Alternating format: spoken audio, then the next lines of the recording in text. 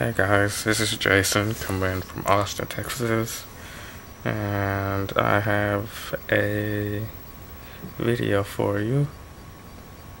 Couple videos. This should officially be considered as my Romney video. And let's go. So this is from the Washington Examiner, right there. And it's a short article. Basically, it's referring you to this video right here. And the introduction goes, now comes the Cato Institute with a searing video critique of Romneycare that focuses on the major ways in which it resembles Obamacare. Watch this video and you will have a sense of the urgency of this issue for the Romney candidacy. So, let's do it. For the past year, conservatives have been campaigning against Obama's health care plan.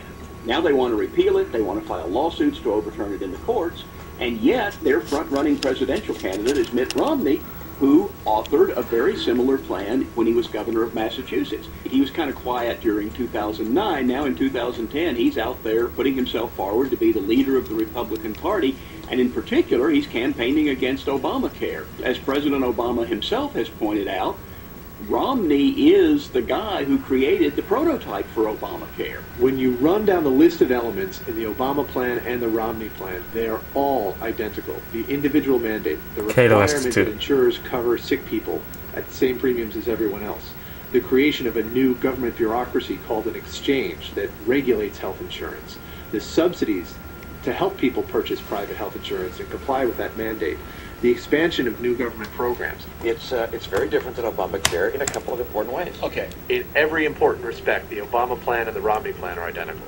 President Obama rammed a health care bill through Congress on a straight party line vote, no Republican supporters. But he still likes this image of himself as bipartisan. So he's been going around saying, hey, I got some ideas from the Heritage Foundation, I got a lot of ideas from Mitt Romney's plan in Massachusetts, and that's something Romney is trying to get out from under. Romney doesn't want Republicans to think that he provided the model for Obamacare. And a lot of times, Obama exaggerates this bipartisan idea. But in this particular case, Obama's got a point.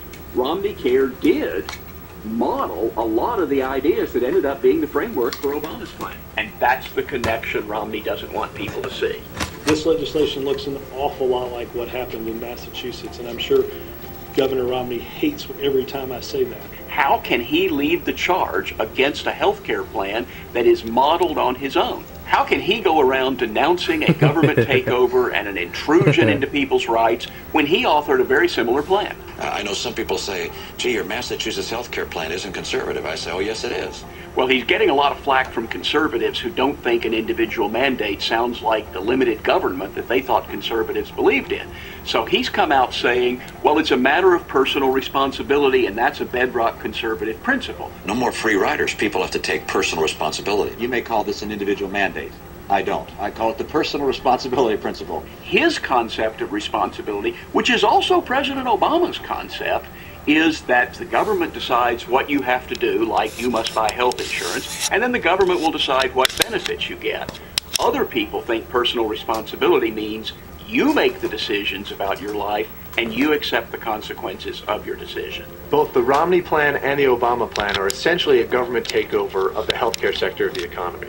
You can make a valid argument that only the state government should be able to do that, and not the federal government. States should be able to solve state problems. But if you're making that argument to people who are opposed to any government takeover of health insurance, they're probably not going to find that persuasive. Daniel Gross wrote a column in Newsweek saying that Obama needs a really smart guy to run this healthcare plan. He said he needs somebody with strong management experience, somebody who doesn't have a job right now, and somebody who has experience implementing a government mandate insurance exchange healthcare plan. And who is that person but Mitt Romney? Darn. Alright. Guys, this is Romney on carbon taxes. Cap and trade. Would you support cap and trade?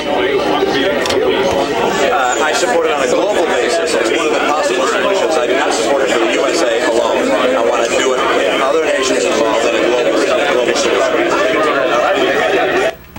long story short, he loves carbon taxes. And this is Mitt Romney on, I think, abortion. If abortion is morally wrong, aren't you responsible for discouraging it? One of the great things about our nation, Sally, is that we're each entitled to have strong personal beliefs, and we encourage other people to do the same. But as a nation, we recognize the right of all people to believe as they want, and not to impose our beliefs on other people. I believe that abortion should be safe and legal in this country. Shannon snuck a little extra point in there that I want to address, and that is with regards to my views with regards to protecting a woman's right to choose. And I've been very clear on that. I will preserve and protect a woman's right to choose, and am devoted and dedicated to honoring my word in that regard. I am pro-life. That's the truth. And several years ago, when we faced the issue of cloning of embryos in our state, I wrote an op-ed piece in the Boston Globe and said I'm pro-life. And every action I've taken as governor of Massachusetts has been pro-life. It's a big change from being pro-choice.